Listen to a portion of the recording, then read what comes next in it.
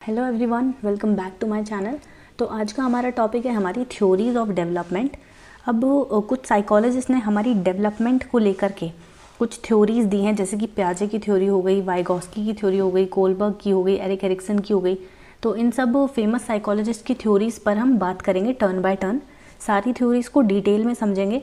और ये जो चैप्टर है हमारा one of the most important chapter है हमारे टीचिंग एग्जाम्स में, चाहे फिर वो सीटेट हो जाए। सीटेट के लिए भी काफ़ी इंपॉर्टेंट हैं थ्योरीज़, स्पेशली आज की क्लास सीटेट में पियाजे, वाइगोस्की, ये सारी थ्योरीज़ काफ़ी इंपॉर्टेंट है। और हमारे बाकी टीचिंग एग्जाम्स जैसे कि डीएसएस भी हो गया, केवीएस हो गया, तो इनमें तो ये थ्योरीज़ पूछी ही जाती हैं, बहुत इंपॉर्टेंट है ये। इसके पिछली वीडियो में हमने देखा था हमारा हेरिडिटी एंड एनवायरनमेंट को, तो वो जो कॉन्सेप्ट्स हैं कुछ ना कुछ वो यहाँ पर रिलेट करेंगे, तो फिर आपको समझने में और हेल्प मिलेगी। तो चलिए फिर स्टार्ट करते हैं हमारी थ्योरीज़ ऑफ डेवलपमेंट।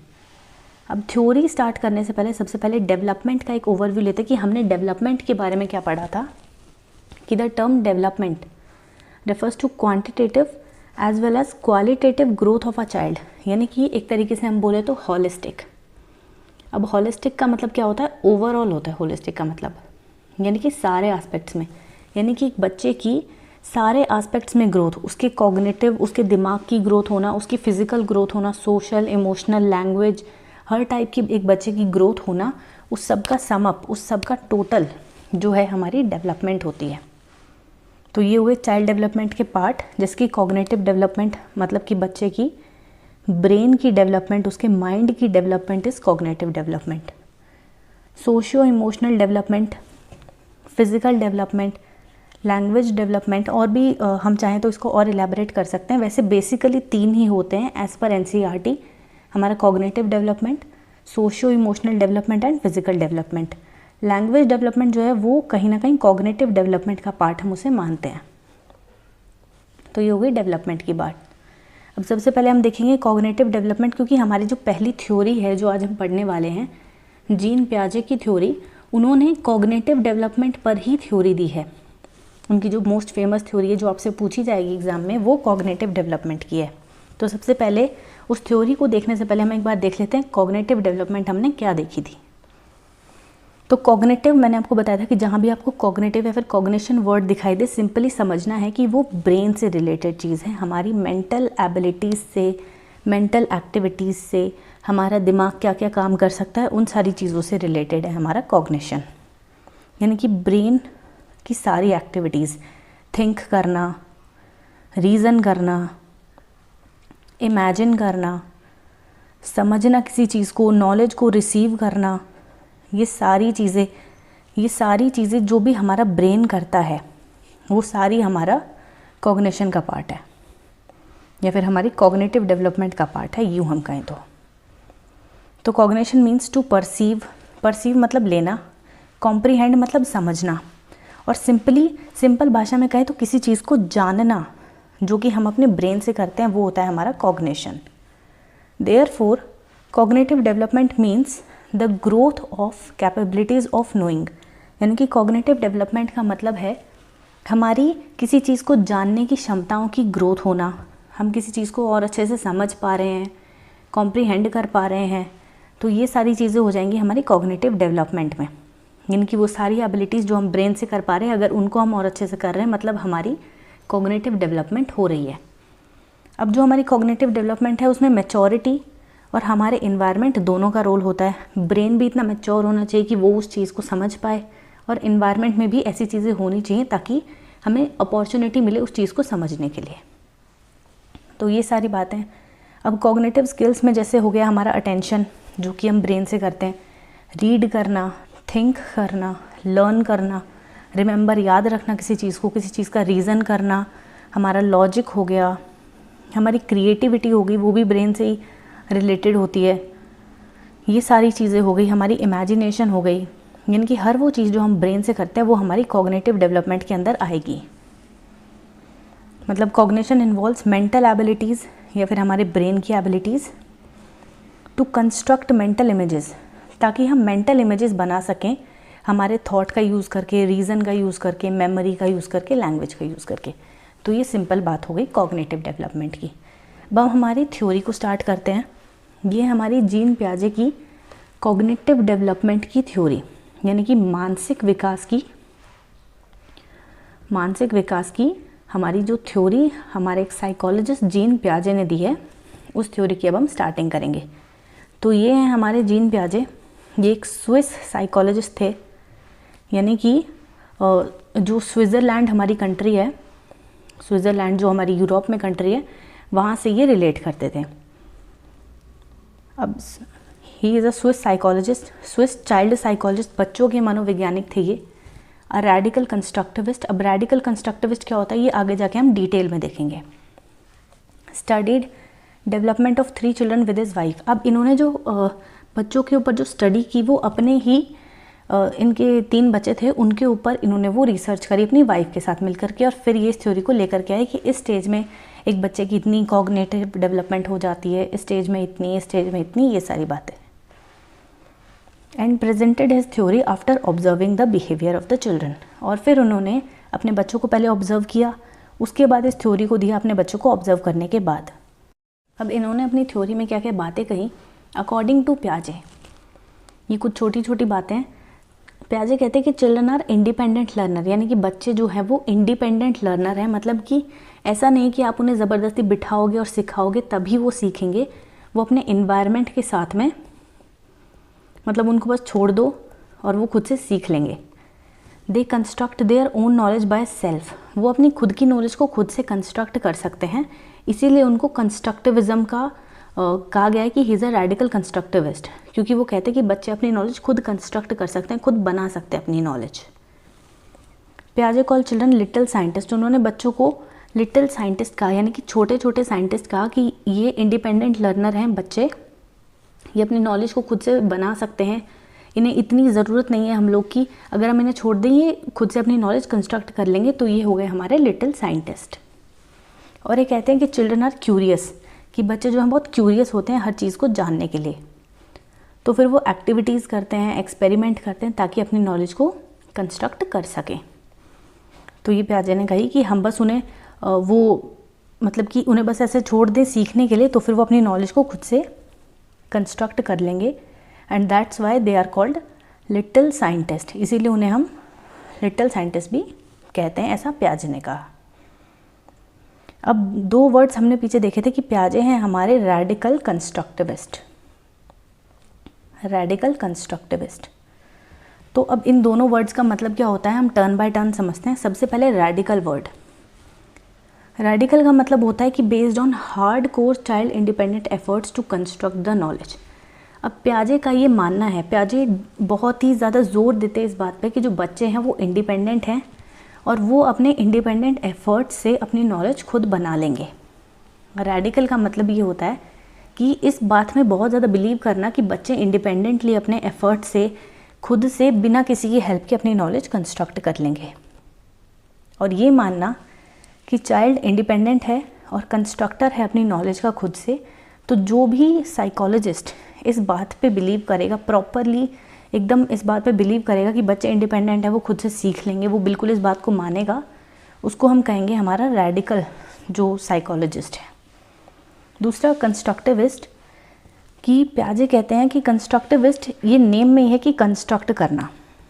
जैसे कि हमने अभी ऊपर देखा था कि पियाजे कहते हैं बच्चे अपनी नॉलेज खुद कंस्ट्रक्ट कर लेते हैं, तो इसीलिए कि keep the child active builders of knowledge. पियाजे कहते हैं कि बच्चे को नॉलेज के एक्टिव बिल्डर्स मानना है, मीनिंग मेकिंग लर्निंग करानी है उन्हें इनएक्टिव नहीं रखना, उन्हें एक्टिव रखना है।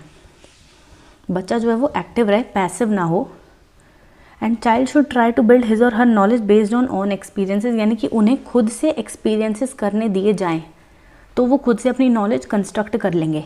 और टीचर जो है बस एक फैसिलिटेटर की तरह काम करे कि कभी कभी एक गाइड की जैसे ज़रूरत पड़ती है वैसे टीचर की ज़रूरत पड़े, बाकी बच्चा अपनी नॉलेज को खुद से कंस्ट्रक्ट कर ले। और रेडिकल मतलब कि एक ऐसा साइकोलॉजिस्ट जो ये बात माने कि बच्चे खुद से अपनी नॉलेज बना लेंगे, खुद से, उन्हें इतनी ज़रूरत नहीं है, वो अपने खुद से एफर्ट्स करके अपनी खुद की नॉलेज बना लेंगे। ये हो गया हमारा रेडिकल। और कंस्ट्रक्टिविस्ट मतलब ये मानना कि वो खुद नॉलेज कंस्ट्रक्ट कर लेंगे, वो एक्टिव बिल्डर्स हैं नॉलेज के। तो इसीलिए हमने पियाजे को कहा था रेडिकल कंस्ट्रक्टिविस्ट। अब अकॉर्डिंग टू पियाजे, अब पियाजे ने ये कहा है कि बायोलॉजिकल कैरेक्टरिस्टिक्स, इसका मतलब हमारी हेरिडिटी या फिर हमारे जीन्स जो हो गए, हेरिडिटी या जीन्स। तो biological characteristics have greater role than social characteristics. अब हमने पिछली हेरिडिटी एंड एनवायरनमेंट में ये देखा था कि हमारी हेरिडिटी हो चाहे एनवायरनमेंट हो, दोनों जो है वो इक्वली इम्पॉर्टेंट है। ऐसा नहीं कि कोई एक चीज़ ज़्यादा इम्पॉर्टेंट है या दूसरी कम इम्पॉर्टेंट है। लेकिन पियाजे क्या कहते हैं कि हमारी जो बायोलॉजिकल कैरेक्टरिस्टिक्स हैं या फिर हमारी जो हेरिडिटी है वो ज़्यादा रोल प्ले करती है देन सोशल कैरेक्टरिस्टिक्स। यानी कि वो कहते हैं कि हेरिडिटी ज़्यादा रोल प्ले करती है, इन्वायरमेंट इतना ज़्यादा इम्पॉर्टेंट नहीं रहता किसी बच्चे की डेवलपमेंट के लिए। तो इसीलिए इनकी थ्योरी को कहा है जेनेटिक एपिस्टोमोलॉजी। इसीलिए क्योंकि पियाजे जो है ज़्यादा हेरिडिटी पे फोकस करते हैं, सोशल कैरेक्टरिस्टिक्स पे इतना फोकस नहीं करते, इसीलिए पियाजे की थ्योरी को कहा जाता है जेनेटिक एपिस्टोमोलॉजी। अब और पियाजे क्या कहते हैं कि the child develops first then learning takes place. अब जैसे कि हमारे हेरिडिटी में एक टर्म थी मैच्योरेशन। मैच्योरेशन का मतलब ये था कि पहले बच्चा उतना मैच्योर हो जाए, उतना डेवलप हो जाए, उसके अगर हमें उससे राइटिंग करवानी है तो फिर पहले उसकी फिंगर्स को हम इतना डेवलप होने दें कि वो राइट कर पाए। इसका मतलब उसकी फिंगर्स को इतना मैच्योर होने दें। अगर हमें उसे रनिंग करवानी है, स्विमिंग करवानी है, तो उसके हैंड्स या फिर उसके लेग्स को इतना मैच्योर होने दें कि वो चीज़ वो सीख पाए। तो फिर पियाजे भी यही कहते हैं कि पहले जो बच्चा है वो पहले डेवलप होगा, उस चीज़ के लिए तैयार होगा, उसके बाद ही तो हम उसकी लर्निंग करा पाएंगे। कि अगर डेवलपमेंट नहीं हुई है तो फिर लर्निंग कराने का फ़ायदा क्या है। तो पियाजे कहते हैं कि पहले development then learning takes place. और पियाजे क्या कहते हैं कि thought and language affect each other but both of them thought come first. अब पियाजे का ये कहना है कि थॉट यानी कि हमारा जो विचार है और लैंग्वेज मतलब हमारी जो भाषा है, कि हमारा थॉट और लैंग्वेज दोनों एक दूसरे को इफ़ेक्ट करते हैं। जैसे कि जो हम सोचेंगे, जो हमारा थॉट होगा या फिर जो हमारी जो थिंकिंग है, वैसा ही तो जो हम सोचेंगे वही तो हम बोलेंगे, वही तो हमारी लैंग्वेज में रहेगा। और जो हम बोलेंगे, जैसा हम सुनेंगे आसपास, जैसा हम बोलेंगे वैसे ही फिर हमारी थिंकिंग होगी। तो ये थॉट और लैंग्वेज एक दूसरे को इफ़ेक्ट करते हैं। लेकिन अगर देखा जाए तो दोनों में से पहले आएगा थॉट, फिर आएगी हमारी लैंग्वेज। यानी कि बच्चा लैंग्वेज बोलना सीखने से पहले भी उसके दिमाग में थॉट्स होते हैं। तो पियाजे ये कहते हैं कि थॉट और लैंग्वेज एक दूसरे को अफेक्ट तो करते हैं, यानी कि ये इससे चलेगा और ये इससे चलेगा। पियाजे ये कहते हैं लेकिन दोनों में से पहले क्या आया, तो पहले आया थॉट। तो ये थी सारी बात। And he also focuses on maturation. अभी हमने यहाँ पे क्या देखा था कि वो कहते हैं कि पहले डेवलपमेंट होती है फिर लर्निंग होती है। यानी कि पहले बच्चा जो है वो मैच्योर होता है, फिर उसकी जो है लर्निंग होती है। तो he also focuses on maturation, यानी कि उन्होंने मैच्योरेशन पे भी फोकस किया कि पहले बच्चा इतना मैच्योर होगा, उसके बाद ही हम उसकी लर्निंग कराएं तो ठीक रहेगा। अब पियाजे ने कुछ यहाँ पे इम्पॉर्टेंट टर्म्स दिए हैं, कुछ इम्पॉर्टेंट की टर्म्स दिए हैं जिन्हें समझना काफ़ी इंपॉर्टेंट है, इनसे रिलेटेड क्वेश्चन आते हैं। तो सबसे पहले हमारी टर्म हो गई स्कीमा। अब स्कीमा सिंपली क्या होता है, स्कीमा वर्ड आते ही ये समझना है कि सेट ऑफ मेंटल स्ट्रक्चर्स, यानी कि हमारे दिमाग में किसी चीज़ का एक स्ट्रक्चर होना। फॉर एग्जाम्पल कि मैंने एक बच्चे को कोई ऑब्जेक्ट दिखाया और उसने उस ऑब्जेक्ट को पहचान लिया, तो हम ये समझ जाएंगे कि इस बच्चे के दिमाग में उस ऑब्जेक्ट का स्कीमा है। पर अगर मैंने उसे वो ऑब्जेक्ट दिखाया और वो पहचान ही नहीं पाई कि क्या चीज़ है, या उसने उसको किसी और ऑब्जेक्ट से बोला, फॉर एग्जांपल मैंने उसे एक बॉल दिखाई लेकिन वो उस बॉल को पहचान नहीं पा रहा है, उसको कोई और चीज़ बोल रहा है कि बॉल नहीं है, ये तो बैट है, तो इसका मतलब उसके दिमाग में वो उस चीज़ का स्कीमा नहीं है। तो स्कीमा मतलब simple set of mental structures, हमारे दिमाग में चीज़ों के स्ट्रक्चर्स होना इज़ स्कीमा। तो schema is the set of mental structure या फिर group of mental structure which store packets of information, यानी कि हमारे दिमाग में ऐसे ऐसे स्ट्रक्चर्स हो जाना, ऐसे स्ट्रक्चर होना हमारे दिमाग में इंफॉर्मेशन के, जिनके अंदर जो है वो इंफॉर्मेशन स्टोर होती है, वो हो जाएंगे हमारे स्कीमा। अब स्कीमा फॉर एग्जांपल जैसे किसी बच्चे ने किसी एनिमल को पहचान लिया, इसको ये एनिमल दिखा इस बच्ची को, तो फिर इसने बोल दिया कि ये तो डॉग है, तो इसका मतलब इसके ब्रेन में डॉग का स्कीमा है, इसको पता है कि ये डॉग है, इसके ब्रेन में इस डॉग से रिलेटेड इन्फॉर्मेशन स्टोर है। पर अगर ये इसको पहचान ना पाए या फिर इसको यूँ बोल दे कि ये डॉग नहीं है तो कैट है, मैंने देखी थी ऐसी कैट थी एक, तो फिर इसका मतलब उसके दिमाग में वो स्कीमा है, अभी डॉग का स्कीमा नहीं है, वो कैट का स्कीमा, और वो भी इतना श्योर नहीं है अभी। अब कुछ मेंटल प्रोसेसेस गिवन बाय प्याजे। मेंटल प्रोसेसेस में सबसे पहले एसिमिलेशन और अकोमोडेशन, इन दोनों का जो डिफरेंस है वो काफ़ी माइनर सा है और इससे रिलेटेड क्वेश्चन भी आता है। तो सबसे पहले हम देखेंगे एसिमिलेशन। एसिमिलेशन का मतलब होता है fitting a new information into previously established cognitive structure या फिर स्कीमा। अब कॉग्निटिव स्ट्रक्चर हमने देखा था स्कीमा होता है, हमारे दिमाग में किसी चीज़ की इन्फॉर्मेशन होना है स्कीमा। अब हमारे दिमाग में पहले से कोई स्कीमा है, फॉर एग्जांपल डॉग का ही स्कीमा है, और उसके अंदर मैं अब नई इन्फॉर्मेशन को डालना चाहूँ, जैसे मुझे पता है कि ये एक डॉग है, अब इसके अंदर मैं एक नई इन्फॉर्मेशन डालना चाहूँ कि ये जो डॉग है ना ये पेट एनिमल भी हो सकता है, तो मैंने अपने डॉग वाले स्कीमा में एक नई चीज़ जो है वो ऐड कर दी, तो ये हो गया हमारा एसिमिलेशन।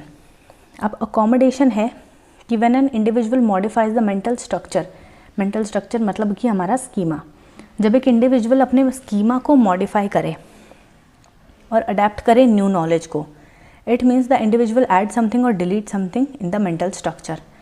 अब इसको एक एग्जांपल से समझते हैं। सबसे पहले तो जैसे कि ये हो गया हमारा एसिमिलेशन। एसिमिलेशन में ये एक बच्चा है, इसे पता है कि ये हॉर्स, डॉग, ये सारे होते हैं मैमल्स, और ये है एक ज़ीब्रा। उसको ज़ीब्रा का स्कीमा पता है, वो ज़ीब्रा को देख के पहचान लेता है कि ये ज़ीब्रा है, और उसके दिमाग में मैमल्स का स्कीमा है। फिर एक दिन इसकी मॉम इसे बताती कि ये जो तुम्हें पता है ना कि ये जो ज़ीब्रा होता है ये भी एक मैमल ही है। तो फिर वो अपने दिमाग में, जो उसके दिमाग में एक इन्फॉर्मेशन थी ज़ीब्रा को लेकर के और एक इन्फॉर्मेशन थी मैमल्स को लेकर के, तो फिर वो ज़ीब्रा से रिलेटेड एक और चीज़ अपने दिमाग में ऐड कर लेता है कि ज़ीब्रा भी एक मैमल ही होता है। तो ये उसने इन्फॉर्मेशन ऐड कर ली अपने पुराने वाले स्कीमा में, अपने प्रीवियस स्कीमा में उसने जो है नई इन्फॉर्मेशन को ऐड किया है। This is assimilation. और अकोमोडेशन का मतलब है जो एक स्कीमा था उसको थोड़ा सा मॉडिफाई करना। जैसे कि एक बच्चे के दिमाग में हॉर्स का स्कीमा था कि हॉर्स जो होता है उसके 4 पैर होते हैं, फिर एक दिन उसने ज़ीब्रा देखा, उसने सोचा कि ये क्या है, ये भी हॉर्स ही होगा, इसके भी 4 पैर हैं, तो ये कहीं ना कहीं उसके दिमाग में कन्फ्यूजन हो गई इससे रिलेटेड। अब वो ज़ीब्रा को भी हॉर्स समझ रहा, मतलब उसके स्कीमा में थोड़ी सी गड़बड़ हो गई। फिर उसकी मॉम बताती कि वो जो तुमने देखा था वो तो हॉर्स था, पर ये ज़ीब्रा है, ये ऐसे थोड़ा ब्लैक वाइट सा होता है, तो ये हमारा ज़ेब्रा है। तो ये हो गया अकोमोडेशन कि अब उसने एक जो अपने उसके दिमाग में जो एक स्कीमा गलत बन गया था उसको करेक्ट किया, उसको मॉडिफाई किया। तो ये चीज़ होती है हमारी अकोमोडेशन, कि अपने पुराने स्कीमा में कोई चीज़ मॉडिफाई करना इज़ अकोमोडेशन, और अपने पुराने स्कीमा में कोई पुराने वाला स्कीमा इसमें ठीक है, उसमें नई इन्फॉर्मेशन को ऐड करना इज़ एसिमिलेशन। और अकोमोडेशन मतलब अपने स्कीमा को सही करके उसको अच्छे से समझना कि अच्छा वो ये चीज़ थी और ये चीज़ है, ये हो गया अकोमोडेशन। अब एक सिचुएशन यहाँ पे आती है इक्विलिब्रेशन की।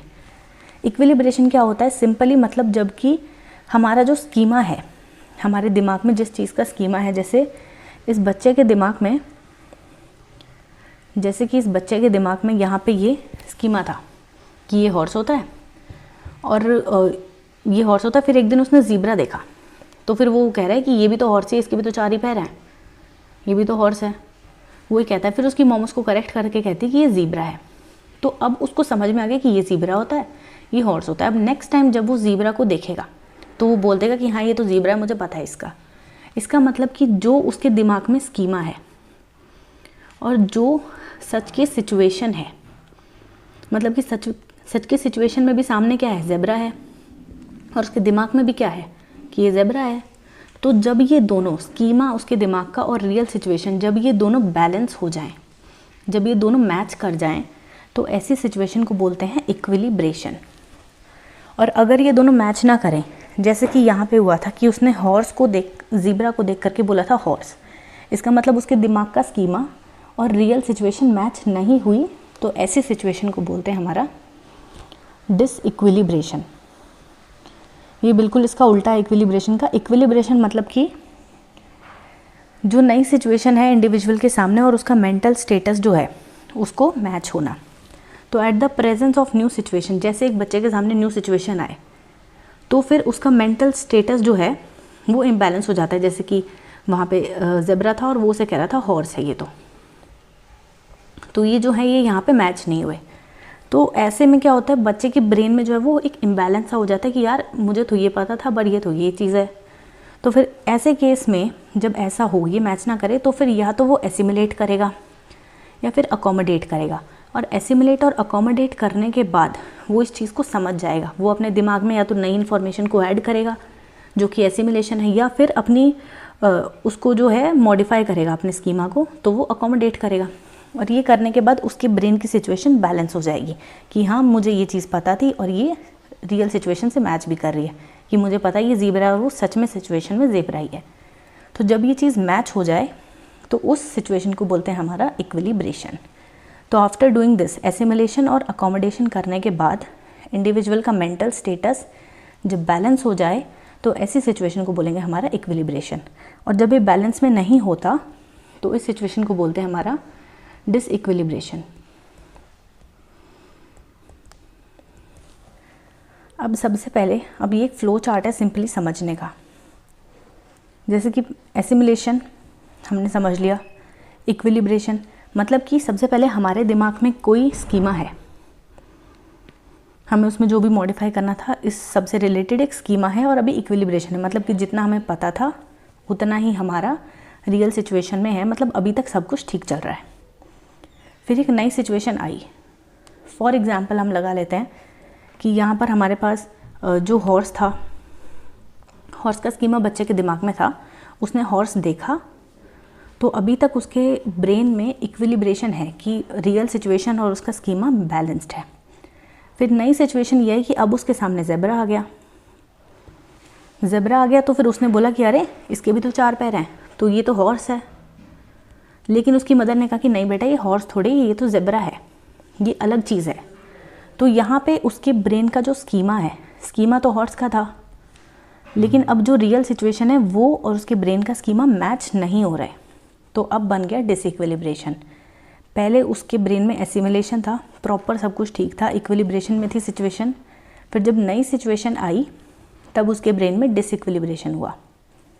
अब वो क्या करेगा, अब वो करेगा अकोमोडेशन, यानी कि मॉडिफाई करेगा अपने स्कीमा को, मॉडिफाई करेगा स्कीमा को। उसके बाद उसकी सिचुएशन जो है बैलेंस हो जाएगी। अब मॉडिफाई किया मतलब उसने अकोमोडेशन किया।